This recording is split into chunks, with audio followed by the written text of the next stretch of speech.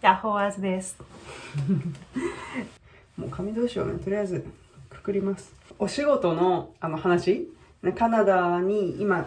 住んで何の仕事してるのとか、カナダに来てからなんか今までどういう仕事をなんかされてきたんですかとか、仕事の経緯に関する質問が結構、DM で多くいただいてたりしてて、でインスタストーリーでクエスチョンタイムとかしても、それに関する質問結構たくさん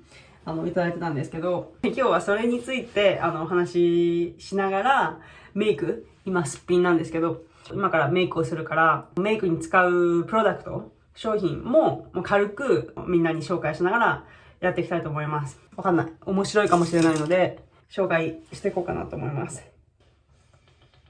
プライマーは最近これサンプルでもらったんだけど、ずっと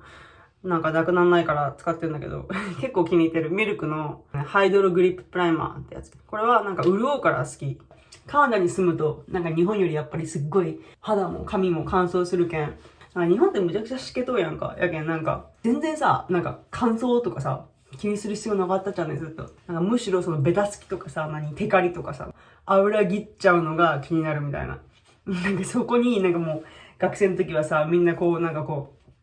う、ね、パッションを注ぎ込むじゃん。こういかにテカらないようにとかさ。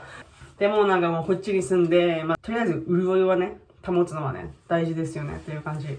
なんか潤いがないと、なんか肌に張りってやっぱ出らんやんっていうのに、こう、年取ってくると気づくね。気づくね、なんか。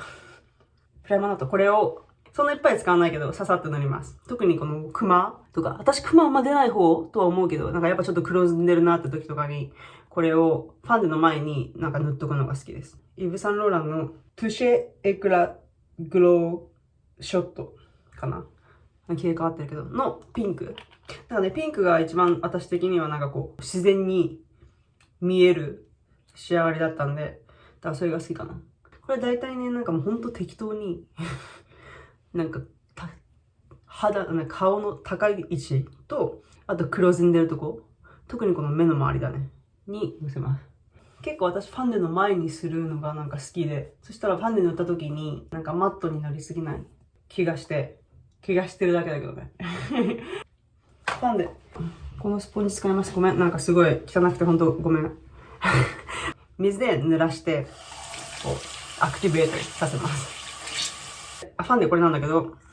これはメリットビューティー、メリットっていうとこの、メリットね、すごい好き、最近。キャメルピント合わんね、ごめん。これをなんか本当にもう適当に塗る。私の場合はなんかもう最近そのコンプレックスとかが別にあるんだけど、もうどうでもいいやと思ってくるから、最近は。なんか、で、このさっきのスポンジで伸ばすんだけど、その時に、セッティングスプレーをプシュプシュって、スポンジにかけて、こう、ちょんちょんってこう、ファンで伸ばしていくと結構持ちがいい気がするから、最近それよくやってます。ロレアルのインファリブルプロスプレー&セットメイクアップエクステンダーセッティングスプレーってやつ。このセッティング、やばい、携帯濡れちゃった。OK、いいかな。そう、なんか、そのコンプレックスっていうかさ、顔であんま気にならないとことかさ、なんか肌でもやっぱさ、なんかシミとかさ、なんか、シワとか、最近なんかちょっとエイジングしてきたのとかさ、なんか、そういうなんかいろいろ、あると思うんだけど、なんかそういうのを、なんかあんま必死で隠さなきゃって思わなくなってくるのね。だんだん年取ってくると。美しくいたいけど、外になんか見せるためにパッションを注ぐみたいな、なんかそういうのがなんかちょっとね、薄れてくるのね、正直。ビンちゃん来るかな？来なかった。まあこんな感じです。これはパトリック・ター For Face っていうパレットの She's Sculpted っていうカラーです。クリームとパウダーになってる。クリームはなんかもうめんどくさいので手で適当にちょんちょんやってスポンジで伸ばします。で、その後このブロンジングパウダーで今のせたのと同じところにのせます。最近クリームチークが好きで、このタワー28っていうとこのマジックアワーっていう色です。これなんかコーラルピンクっぽい。汚っ。ちょっと待って、汚い。ごめん、ちょっと待って。汚いで。こんな感じの色です。これ結構ベージュに見えるけど、インパーソンで見ると結構、コーラルピンクって感じ。これをなんかもうこういう風に適当に乗っけて、で、ここになんかもう本当に適当にバババンって乗せます。鼻まで乗せる。伸ばします。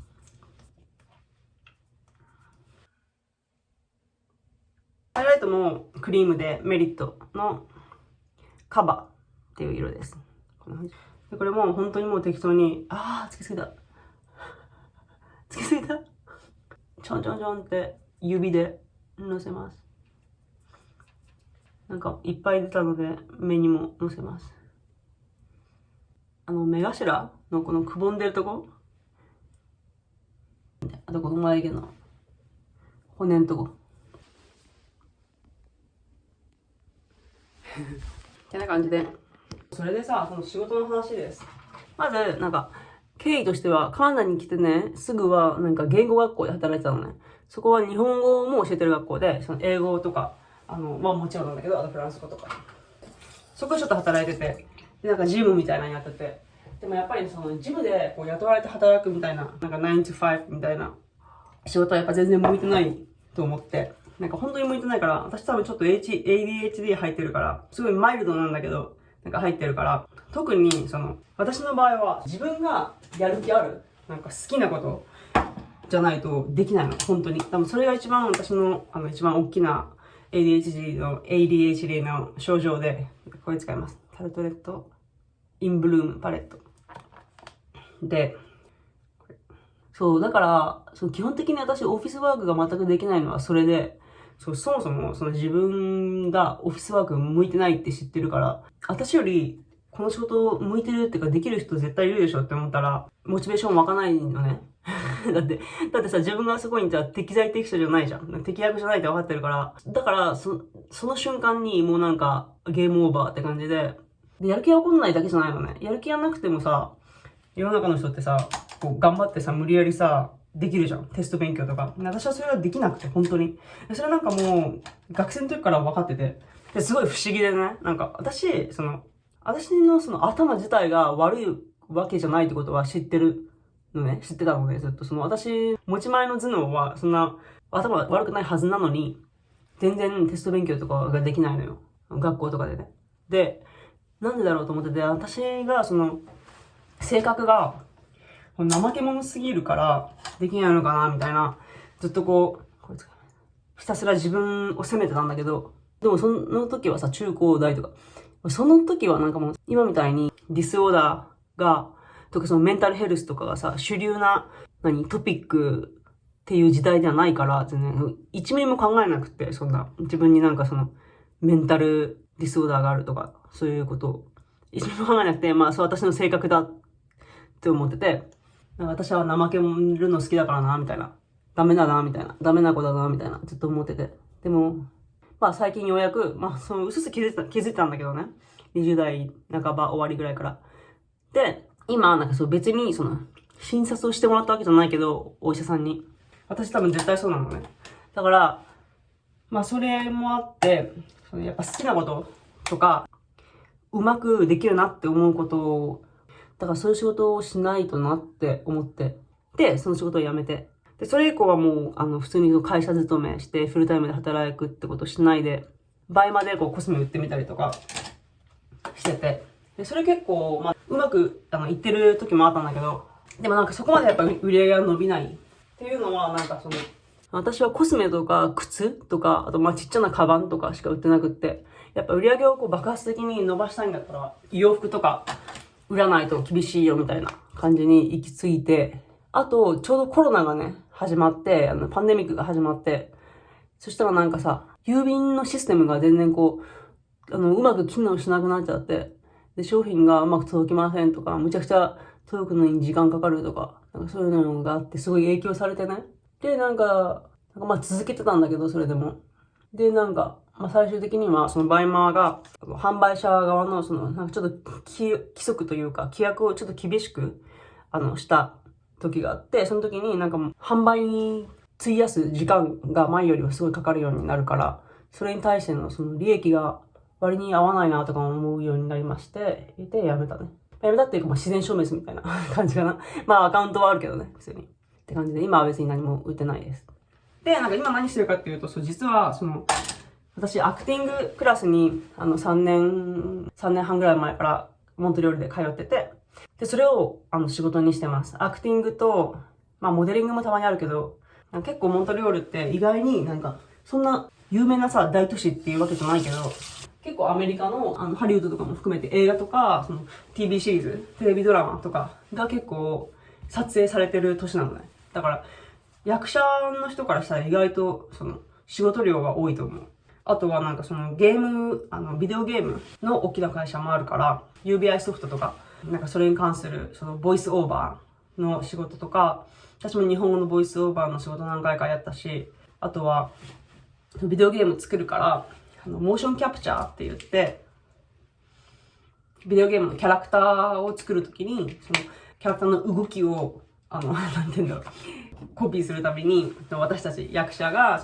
特別な、スーツ、全身タイツみたいなスーツを着て、その動きをやって、それを使って、ゲームのキャラクターの動きを作るみたいな。まあ、それがモーションキャプチャーって言うんだけど、そういう仕事もあって、私も何回かそれやったりとかして、そう。っていう感じで、あとは、エクストラ。バックグラウンドって言うんだけど、映画とか、ドラマの、バックグラウンドの人、その道の普通の通行人とか、なんかパーティーやったらそのパーティーに参加してる人とか、そういったバックグラウンドの役をするっていう仕事もすごいたくさんあるから、私去年初めて、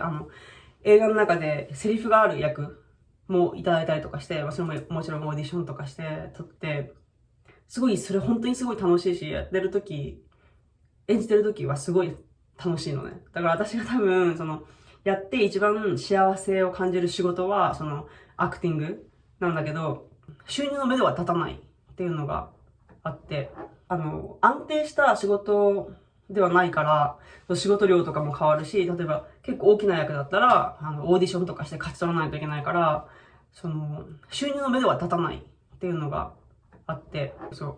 だからね、それがね、私の今年の結構自分の中のゴールで、結構経済的にもうちょっと安定した収入の流れを作るようにしたいです。自分の中で。それが私の今年のね、大きなゴールの中の一つ。オーディションは、今も頻繁に結構3、4月は、オーディション多い時期だから、いっぱい来てて、今やってて。オーディションもね、今ね、インパーソン、直接、その場に行って、直に、キャスティングディレクターさんとかと会ってやるんじゃなくって、結構セルフテープオーディションっていうのが多くて、それはもう本当に、パンデミックの時から始まったんだけど、自分で今みたいにね、まさに YouTube 撮るみたいに、家でカメラ